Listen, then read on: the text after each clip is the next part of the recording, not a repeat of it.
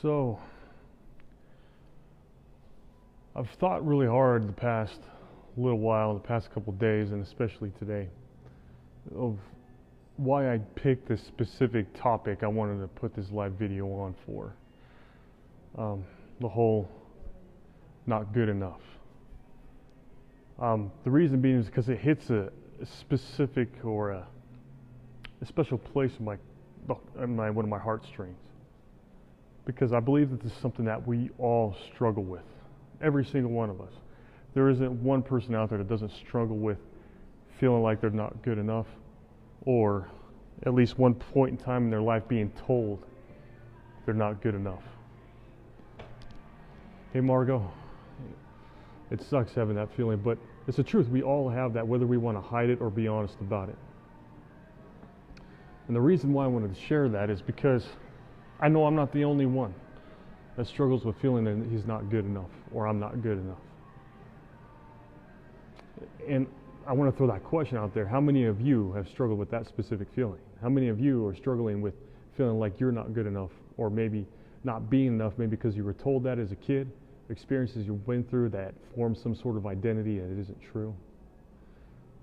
I had an experience I wanted to share, and it happened over the weekend. What it did is it brought back some old feelings, some old triggers from past experiences that I had.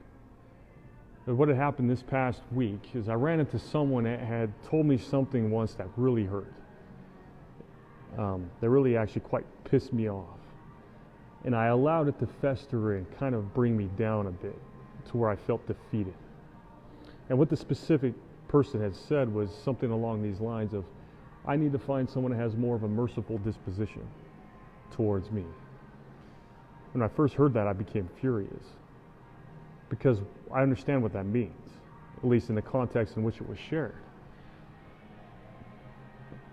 And what it was is basically saying that I need to have someone give me mercy for whatever my past was that had nothing to do with them, in a sense that they're too good or don't have the capacity to give me forgiveness that's not even required, because, well, they're too good for me. So that whole meaning, when I ran into this person again, came back and it kind of flooded into my mind, and it kind of took over my whole being, or I allowed it to the point to where I started to let it drag me down and get very depressed, because this trigger that was sparked by an event that brought back old emotions that came about through an experience as a child, I let it start to bring me down, and then I was able to actually step back and kind of look at it from a different angle. And this is because of a lot of help that I've received lately, and a lot of things I've been going through with transformational experiences myself, being able to step back and look at the reason why I'm feeling a certain way and what's triggering it. And I was able to step back and, instead of hold it in like a normal would, because normally something like that, when I run into it, I would let it derail me in years past. I would let it control me to the point where it almost destroyed me. And I didn't want to have that happen. So I knew immediately what I needed to do was kind of step back and share whatever pain I was feeling with someone or a friend that I knew could understand me, that I could trust. And so as I was sharing that specific pain I was feeling that was triggered by an experience with someone I trusted, I found myself begin to be able to see myself for where I am and pull myself out of that situation. Instead of in a mindset of reaction, I was able to pull myself and put it in a place of action and take control, not so much of everything around me, but just control of how I acted in this situation.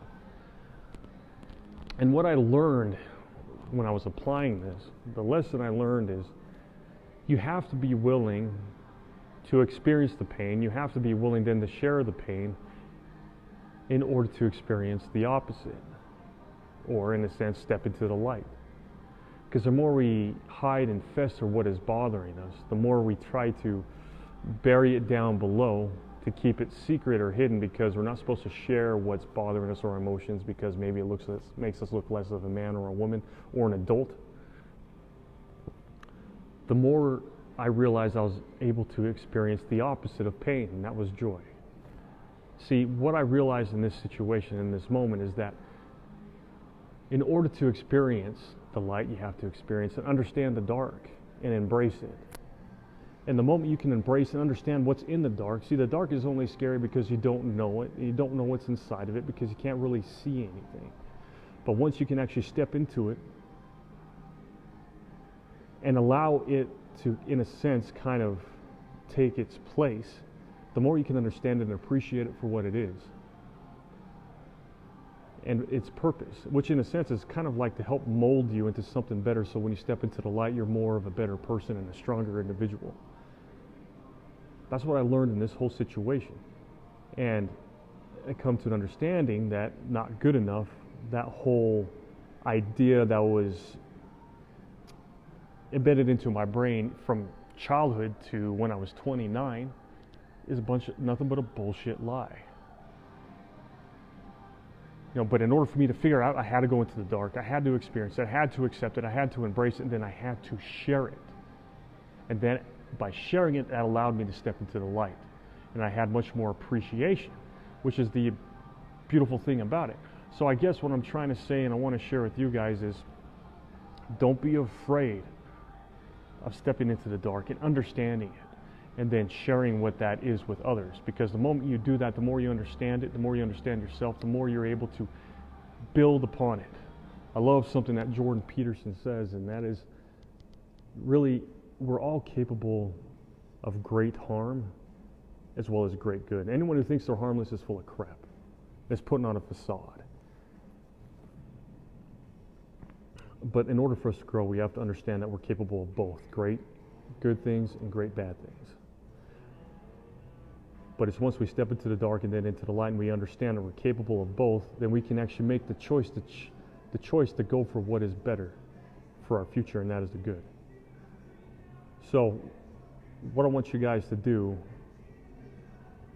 if this resonates with you, if this is something that speaks to you and it makes sense, hopefully it's making sense. I know this is hard for me to kind of explain because it's kind of a deep topic, and I'm not the best at explaining deep things sometimes, especially just on the whim. But I want you to like this video and share it with someone you think this could be helpful for. And at the same time, don't be afraid of embracing whatever your darkness is, so you can better understand yourself and then step into the light. And that's going to enable you to better help other people step into the light. It's kind of what I've learned about what is necessary about the dark. The dark isn't bad, it's not evil. It just needs to be understood and then embraced. So hopefully that resonates with you. Hopefully that makes some sort of difference. Please like this video, comment below, but more importantly, like it and share it with someone you feel like this could be helpful for. So remember that you are good enough, that you're worth it, so go out there and defy the odds.